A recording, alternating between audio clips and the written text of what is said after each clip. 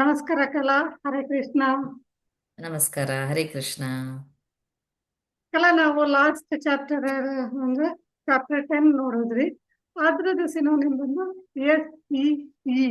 S ಅಂದ್ರೆ source of everything, ಅಂದ್ರೆ ಭಗವಾನ್ ಎಲ್ಲಾ ಕಡೆನೂ ಇದ್ದಾರೆ ಅನ್ನೋದನ್ನ ಹೇಳ್ತಾರೆ. ಅದಾದ್ಮೇಲೆ ಎಸೆನ್ಸ್ ಆಫ್ ಗೀತಾ, ಗೀತೆಯ ಸಾರವನ್ನ ಒಂದು 4 ಶ್ಲೋಕದಲ್ಲಿ ಮಾತ್ರ ಹೇಳ್ತಾರೆ. ಅದಾದ ಎವ್ರಿವೇರ್ ಅವರು ಎಲ್ಲೆಲ್ಲಿದ್ದಾರೆ ಅಂದ್ರೆ ವಿಭೂತಿ ವಿಭೂತಿ ಅಂತ ಕ್ಯಾರೆಕ್ಟರಿಸ್ಟಿಕ್ಸ್.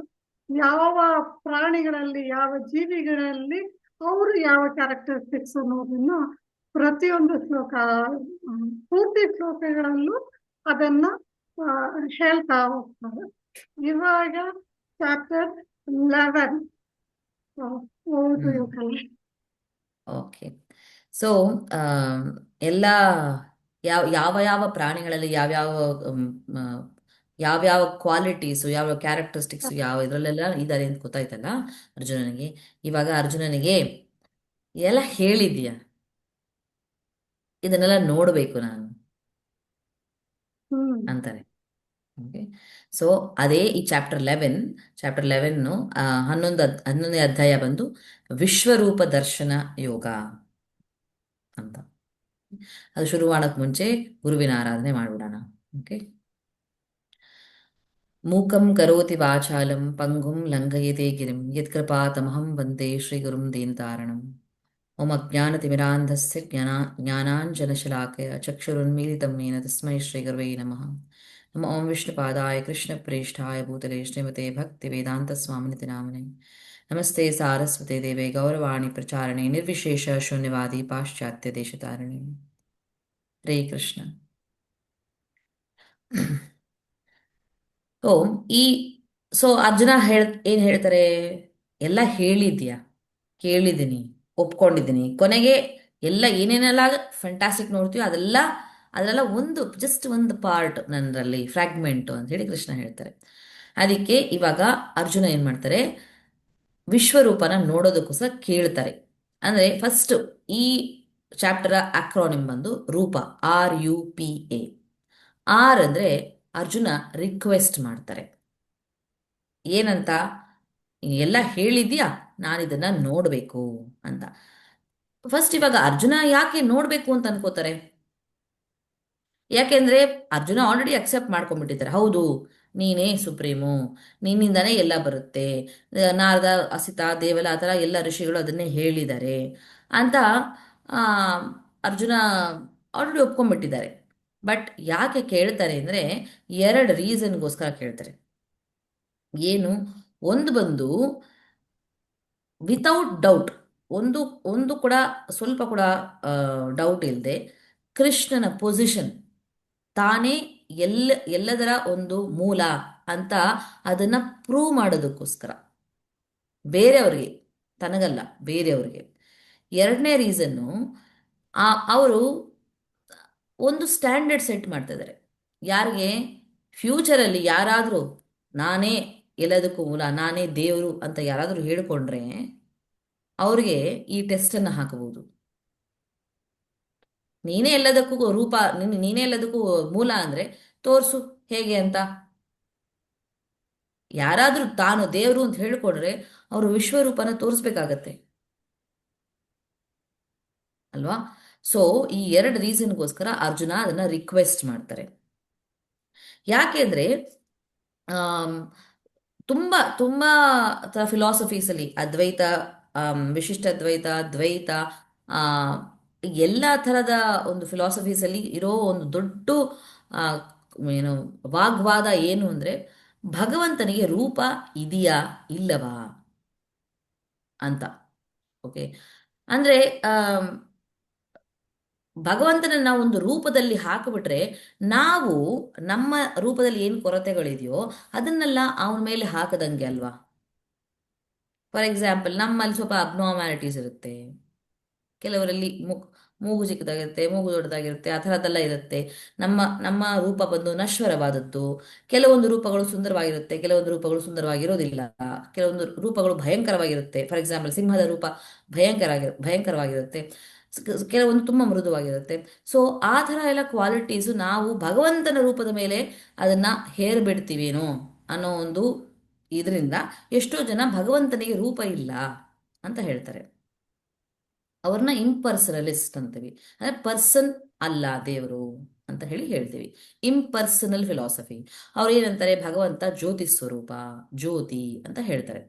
ಸೊ ಈ ವಾದ ಅಂತೂ ಆಗ್ತಾನೇ ಇರುತ್ತೆ. ಆದರೆ ಕೃಷ್ಣ ಇಲ್ಲಿ ಕ್ಲಿಯರ್ ಆಗಿ ತಮ್ಮ ವಿಶ್ವರೂಪನ ತೋರಿಸಿ ಎರಡು ವಿಷಯನ ಸಾಬೀತು ಮಾಡ್ತಾರೆ.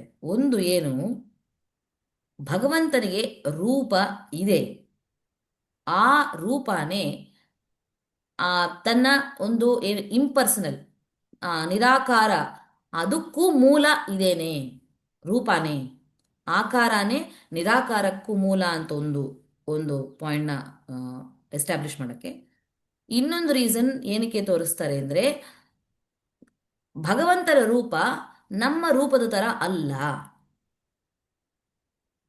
ನಮ್ಮ ರೂಪದ ಥರ ಅಲ್ಲವೇ ಅಲ್ಲ. ಯಾಕೆಂದರೆ ನಾವು ಒಂದು ರೂಪನೇ ತೋರ್ಸೋಕ್ಕಾಗುತ್ತೆ, ಅವರು ಎಲ್ಲ ರೂಪಗಳನ್ನು ಏನು ಗ್ರಹಿಸಕ್ಕೆ ಆಗಲ್ಲ, ಅಷ್ಟು ರೂಪಗಳನ್ನು ಒಂದೇ ಸಮನೆ ತೋರಿಸಿದ್ದಾರೆ. ಆ ಥರ ರೂಪ ನಮ್ಮದಲ್ಲ. ಸೊ ಈ ಎರಡು ವಿಷಯಕ್ಕೋಸ್ಕರ ಅದನ್ನ ಎಸ್ಟಾಬ್ಲಿಷ್ ಮಾಡ್ತಾರೆ. ಹೆಂಗೆ ರೂಪ ಬಂದು ನಿರಾಕಾರಕ್ಕೆ ಹೇಗೆ ಆಧಾರ ಅಂದರೆ, ಫಾರ್ ಎಕ್ಸಾಂಪಲ್, ಈ ಎಕ್ಸಾಂಪಲ್ ಹೇಳೋದಕ್ಕೆ ನಮ್ಮ ಎಕ್ಸಾಂಪಲ್ ತಗೊಳ್ಳೋಣ.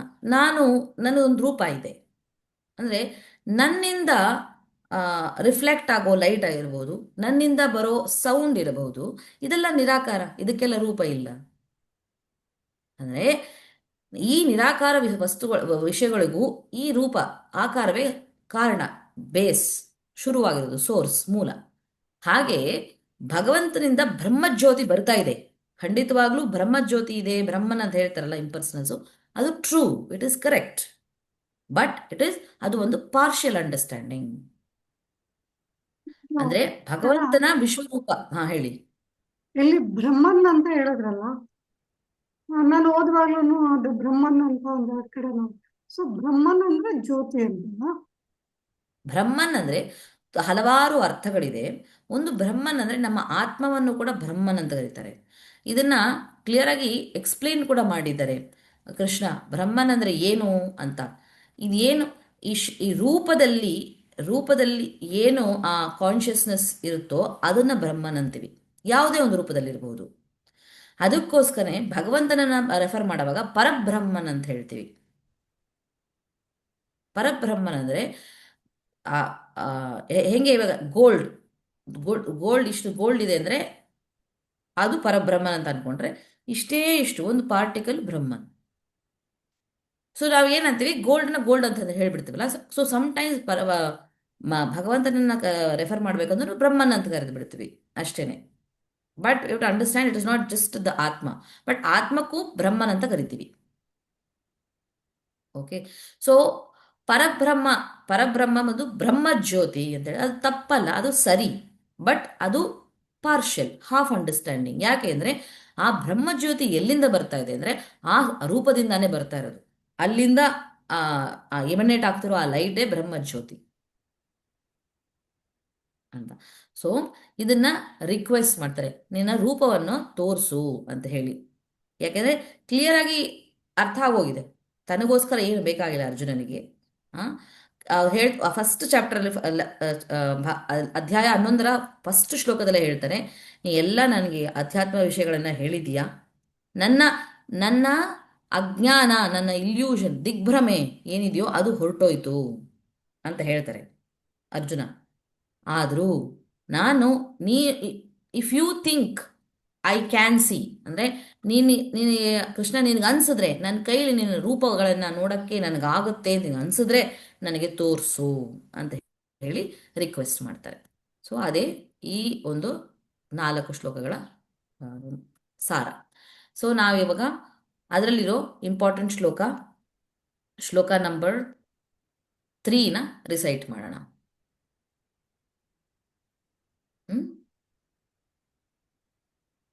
ಇದೆಯಾ? ರೆಡಿ ಇದೆಲ್ಲ?